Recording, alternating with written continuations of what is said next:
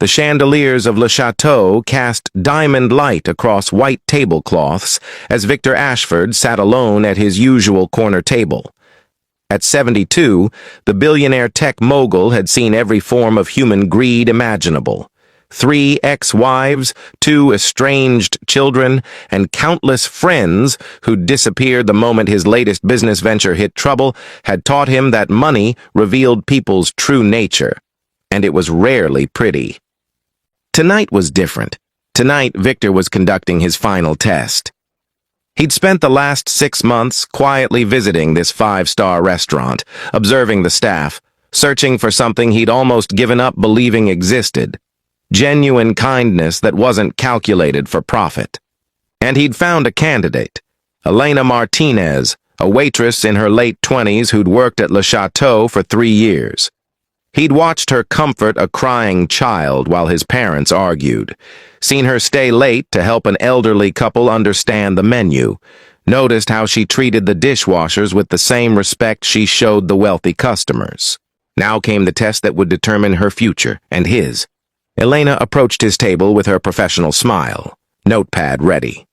"Good evening, Mr. Ashford. The usual tonight. Actually, I'd like to try something different." Victor made a show of ordering an expensive meal, the Wagyu beef, the rare wine, the chef's special appetizers. The bill would easily top $500. "Excellent choices," Elena said warmly. "I'll have that right out for you." The meal was impeccable, as always. Victor ate slowly, watching Elena work. Her efficiency, her genuine smiles, the way she remembered regular customers' preferences without checking notes. When he finished, Elena brought the check. Victor glanced at the total, $547.82. He pulled out his wallet, made a point of flashing the thick stack of $100 bills inside, then slowly counted out exactly $550. And for the tip, the moment that would define everything, he placed a single $5 bill on the table. $5 on a $500 meal, less than 1%. An insult, really, in a restaurant where 15 to 20% was standard. Victor watched Elena's face carefully as she returned to clear the table. Would she comment? Complain? Let her smile slip into resentment? Elena picked up the payment, counted it, and saw the $5 tip. For just a moment, less than a second, something flickered in her expression. Not anger, but surprise. Then her professional mask returned. "Thank you very much, Mr. Ashford. Have a wonderful evening." She turned to leave, and Victor felt a pang of disappointment. So she was just going to take it without comment? Maybe he'd misjudged her after all. "Excuse me, sir?" Victor looked up. Elena had returned, holding the $5 bill. "I can't accept this," she said quietly. "Why not? It's your tip." Elena took a breath. "Mr. Ashford, I've served you 23 times in the past 6 months. You've always been generous, sometimes too generous. 20, 30, even 40% tips. Tonight you leave $5 on a $500 meal. Either I did something terribly wrong, or something's changed for you financially." Victor raised an eyebrow. And if I did something wrong, I'd like to know so I can improve. But if you're facing financial difficulty..." Elena glanced around the opulent restaurant, acknowledging how absurd that sounded. "Then you need this money more than I do. I have my salary. I'll be okay." Victor stared at her.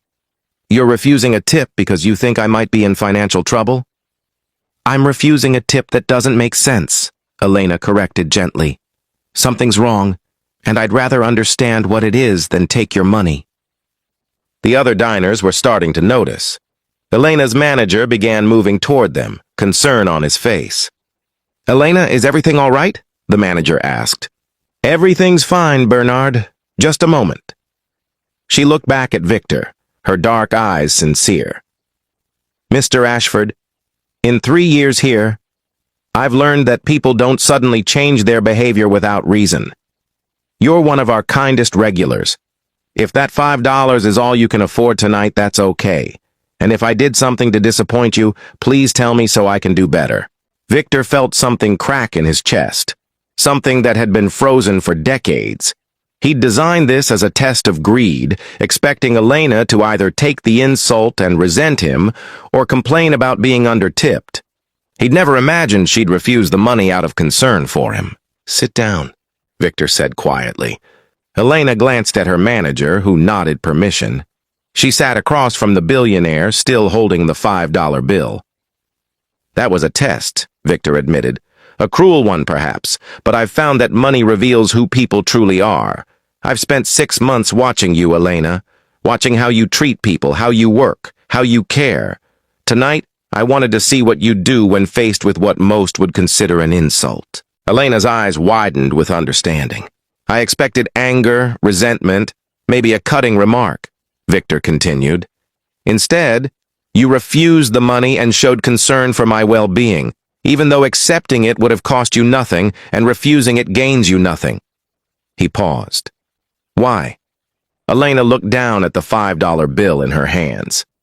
"My grandmother was a waitress for 40 years. She taught me that this job isn't about the tips. It's about seeing people, really seeing them. You've always been kind to me, Mr. Ashford. If something changed, I wanted to understand, not judge. Even though $5 on a $500 meal is objectively insulting, money is just money," Elena said simply.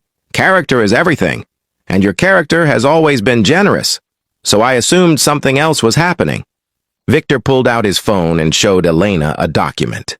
"This is my will. As of this morning, it left my entire estate, $3 billion, to various charities and foundations. Not because I'm altruistic, but because I have no family worth leaving it to. My children only call when they need money. My ex-wives all have their settlements. I've spent decades surrounded by people who love my wealth, but not me." Elena listened quietly. "I've been searching for someone different, someone whose kindness isn't calculated, someone who might actually use wealth to do good rather than just accumulate more." Victor's voice grew thick. "Someone like my mother was before she died. She was a waitress too, actually. Worked herself to exhaustion to raise me after my father left. She's the reason I built my company, to give her a better life. But she died before I made my first million." "I'm so sorry," Elena said softly. "Don't be. Be honest. If I told you right now that I'm rewriting my will to leave you a substantial inheritance, let's say $50 million, what would you do with it?" Elena's jaw dropped.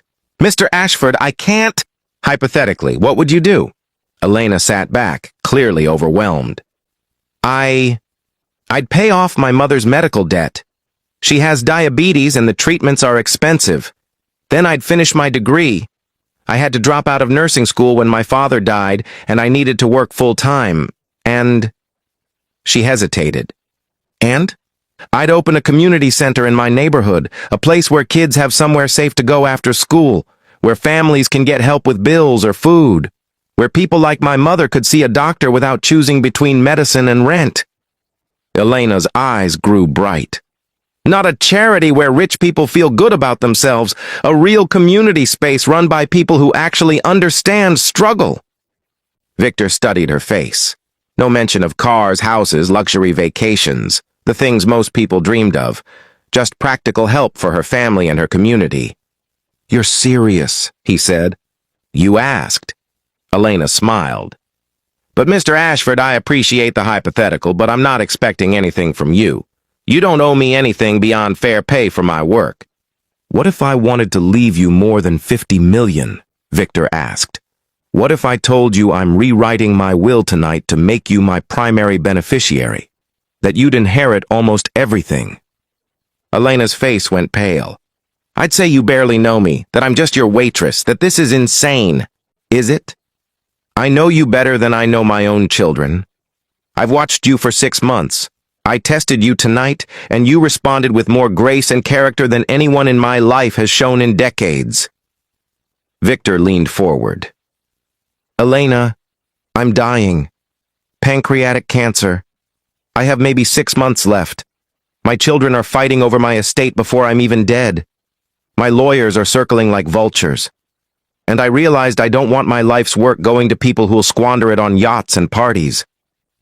"Mr. Ashford, let me finish.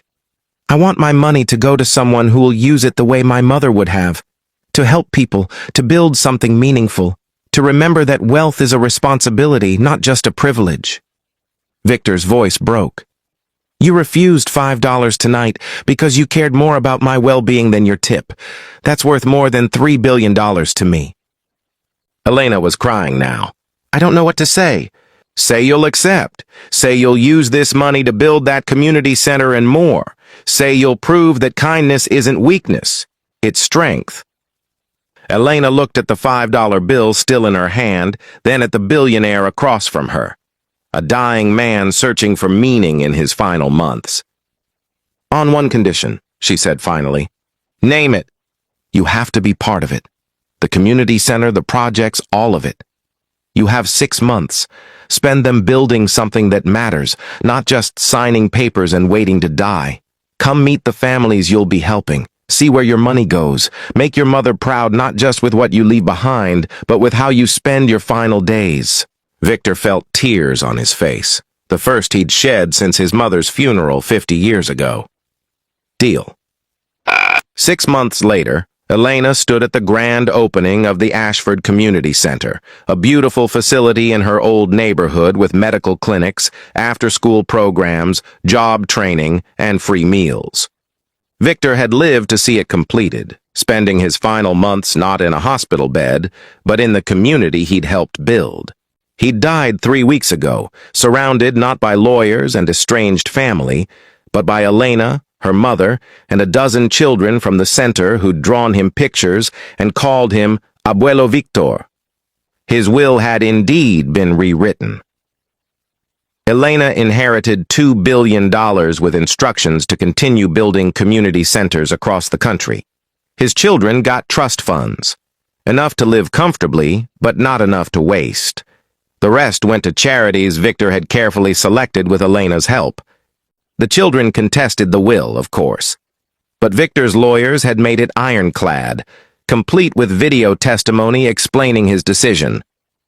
I left my fortune to Elena Martinez because she showed me something I'd forgotten existed. Kindness without calculation. She refused $5 because she cared about my well-being more than her tip. That's who should inherit my life's work. At the community center opening, Elena placed a plaque near the entrance. The Ashford Community Center, founded by Victor Ashford and Elena Martinez. In memory of Dorothy Ashford, waitress and mother, who taught her son that wealth means nothing if you don't use it to serve others. Character revealed in small moments is character you can trust forever. VA. Below the plaque, in a small frame, was a $5 bill, the tip that changed everything. Because sometimes a test designed to reveal greed reveals grace instead. Sometimes a $5 tip on a $500 meal is worth $3 billion. And sometimes the person who refuses your money is exactly the person who deserves it most. Victor Ashford had spent his life building wealth. But in his final 6 months, Elena Martinez taught him something more valuable: how to build a legacy worth leaving. The billionaire had tested the waitress, and in passing his test, she'd taught him how to finally pass his own.